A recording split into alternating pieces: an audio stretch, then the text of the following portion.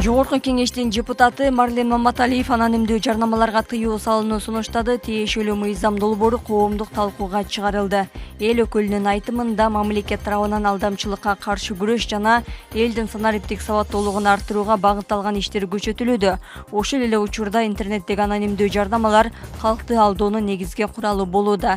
Эл өкүлүнүн айтымында бул көрүнүш алдамчыларга ыңгайлуу шарт түзүп, мыйзамсыз ишмердүүлүктүн күчөшүнө алып келүүдө.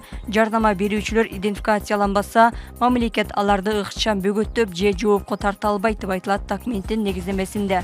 Мындан улам долбоорду даярдап, агылай каттоодон өтпөгөн жарнама берүүчүлөргө интернет аркылуу жарнама жайгаштырууга тыюу салынат. Интернеттеги жарнамалар платформасы жарнама берүүчүлөрдү каттоодон өткөрүүгө милдеттүү болот.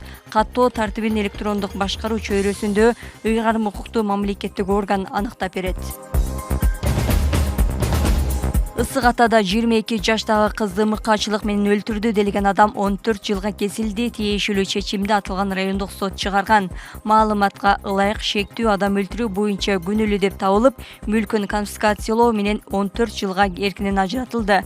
Эске салсак, 22 жаштагы Зарина 18 февралга караган түнү үйдөн чыккан боюнча дайынсыз болгон. 8 күндөн кийин анын сөөгү табылып, кылмышка шектелип 21 жаштагы таанышы кармалган.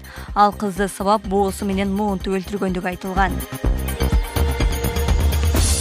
1 сентябрдан тарта бардык мугалимдер электрондук журнал толтуруп баштайт. Бул тууралуу Билим берүү министринин орун басары Надира Жусупбекова маалымдады.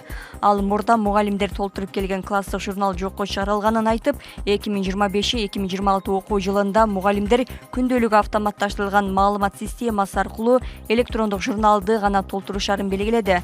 Эске салсак, быйылкы окуу жылынан тарта мектептерде 12 жылдык окуу башталмакчы. Айтматов районунда 30 миллион сомдук мунай базасы мамлекеттин менчигине кайтарылды. Бул тууралуу башкы прокуратурадан билдиришти. Райондук прокуратура тарабынан жүргүзүлгөн текшерүүдө Кызыл Адыр айыл аймагында жайгашкан 1,62 га жер аянты өндүрүштүк имараттар жана резервуарлар камтыган мунай базасы мыйзам бузуу менен менчикке өтүп кеткен. Көрүлгөн чаралардын натыйжасында 30 миллион сом болгон бул объекттеги бардык мүлкү жер аянты менен кошо мамлекеттин менчигине кайтарылды. Прокуратура органдары мамлекеттик кызыкчылыктарды коргоо, анын ичинде стратегиялык мааниге ээ объектлерди мамлекетке кайтаруу боюнча системдүү ишин улантууда. Президент Садыр Жапаров Тажикстандын президенти Эмомали Рахмондун чакыруусу боюнча 8-9 июлда мамлекеттик сапары менен Душанбеге барат. Бул тууралуу өлкө башчынын маалымат кызматынан билдиришти. Мамлекеттик сапардын алкагында Тажикстандын президенти Эмомали Рахмон парламенттин 2 палатасынын спикерлери жана өлкөнүн премьер-министрлери жолугушуулары күтүлүп жатат деп жазылат маалыматта. Мындан тышкары Кыргыз-Тажик экономикалык жана инвестициялык форуму эки өлкөнүн искусство ишмерлеринин катышуусунда түбөлүк достук концерти орун алат. Өлкө башчыларынын биргелешкен билдирүүсү кабыл алынып, эки тараптуу документтерге кол коюлат.